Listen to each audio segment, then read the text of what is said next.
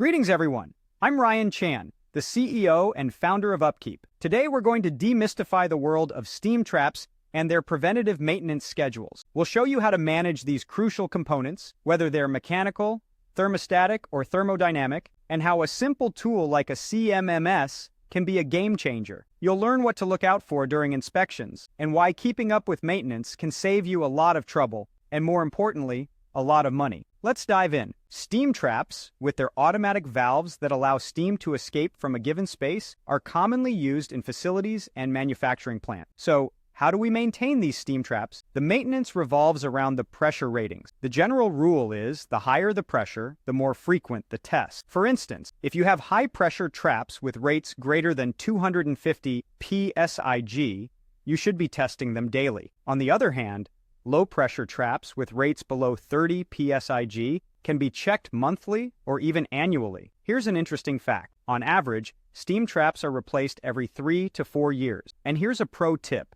Use a CMMS to organize preventive maintenance schedules and generate periodic work orders automatically. It's a game changer. Now, let's talk about what you should be looking for when inspecting steam traps. Maintenance technicians should be paying close attention to temperature, pressure, condensation, and proper equipment operation. For example, a warm boiler room, incorrect temperature of conditioned space, or a high energy bill can indicate steam trap failure. Don't forget to check the pump water seal, boiler operating pressure, and vacuum and return lines as well. And here's another tip. Using a preventive maintenance checklist helps ensure inspection and completion of every necessary item. It's a simple, yet effective way to stay on top of things. Why is all of this important? Well, preventative maintenance of steam traps brings several benefits. It keeps the steam traps working properly, creates a safer working environment, and saves energy in your facility. If a steam trap creates a backup of condensate within the system, it can affect the steam velocity.